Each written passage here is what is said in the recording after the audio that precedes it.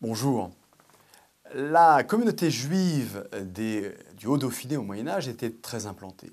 Malheureusement, elle va commencer à subir une certaine ségrégation et un anti-judaïsme. La doctrine traditionnelle représentait les Juifs comme l'ancien Adam. Ils sont responsables de la mort du Christ, ils représentent la vétusté de l'âme. Il y a donc toujours eu une méfiance religieuse à leur égard. Au concile provincial de Vienne en 1289, on leur impose le port de la rouelle, un insigne sur les vêtements. Ils ne doivent pas avoir de serviteurs chrétiens, ils ne doivent pas manger de viande en carême. Au XIVe siècle, la méfiance économique et sociale s'accroît en raison du contexte, des problèmes économiques. Ils commencent à concurrencer les Lombards qui étaient habitués dans la région à faire des prêts, notamment à Lamure, à Corps, à Mons. Les situations de dépendance à l'égard des Juifs commencent à être mal vécues. En 1330, quelques seigneurs de Veynes cèdent contre une rente à un Juif leur droit de taxer les marchandises. En 1329, à Serres, le Juif Isaac prend en location les moulins du village. Au début du XIVe siècle, les barons de Montauban sont surendettés, notamment vers les Juifs de Serres. L'atmosphère commence à être mal ressentie.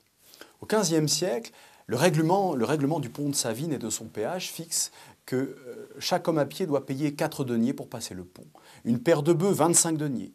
Le chien, 60 deniers. La femme mal famée, 60 deniers. Les étrangers et les juifs, 60 deniers.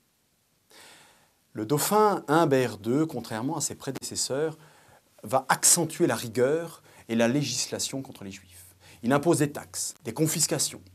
Et lorsqu'il part en croisade, il en profite pour lancer une lettre de proscription pour empêcher l'usure, notamment en 1337.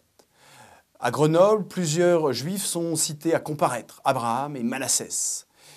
L'évêque de Gap, Dragonnet, tente de se plaindre de cette mise en accusation des juifs. Malheureusement, les juifs relèvent d'abord du dauphin. Des violences arrivent. En 1282, ils sont accusés de crimes rituels à Clex. Plusieurs sont brûlés à Grenoble. La peste noire se répand en Occident. 1/3 de mortalité, 1/3 des gens sont morts de la peste noire. Des violences arrivent dans le Grenoblois, dans les baronnies. La terreur de la mort, on cherche des coupables. La fiscalité est alourdie contre les Juifs. Ils émigrent de plus en plus, ils quittent les zones rurales ou alors se concentrent à Gap et quittent la région.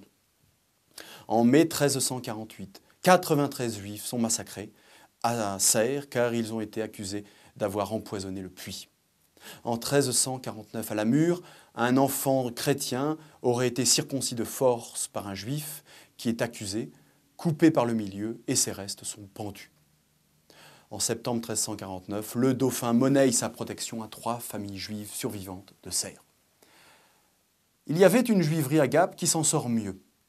La communauté juive de Gap se maintient pacifiquement dans la ville, entre les murailles. À l'est de la ville, la zone était plutôt marchande, gouvernée par la commune, mais instable à cause de la population. Le quartier épiscopal et canonial était sous contrôle de l'évêque. La zone était plus sûre, mais on y était moins libre. Enfin, le quartier monastique, dirigé par les Antonins et les Hospitaliers, était aussi une zone sûre de la ville de Gap. Or, la juiverie était située dans la rue aux Juifs, une petite ruelle, au cœur de la ville, entre le quartier épiscopal, canonial et monastique, protégé au milieu des espaces contrôlés par les pouvoirs religieux, protégé et éloigné des quartiers communaux et marchands où parfois il pouvait y avoir des violences. Aucune violence dans la juiverie de Gap est notée dans les sources, en tout cas pour Gap. On les voit encore dans quelques documents à la fin du XIVe siècle. En 1373, les Juifs de Serres ont du mal à payer leur redevance au dauphin. Le roi Charles VI accentue les taxations et progressivement, cette population s'efface. Elle disparaît des sources, même si Louis XI tenta de ralentir leur départ du Dauphiné et de rappeler ceux qui étaient partis. Mais les faibles moyens offerts à l'évêque pour les protéger étaient totalement inefficaces dans le contexte d'antijudaïsme lié à la grande peste noire et au déclin économique du XIVe, XVe siècle. À bientôt dans les Médiévales.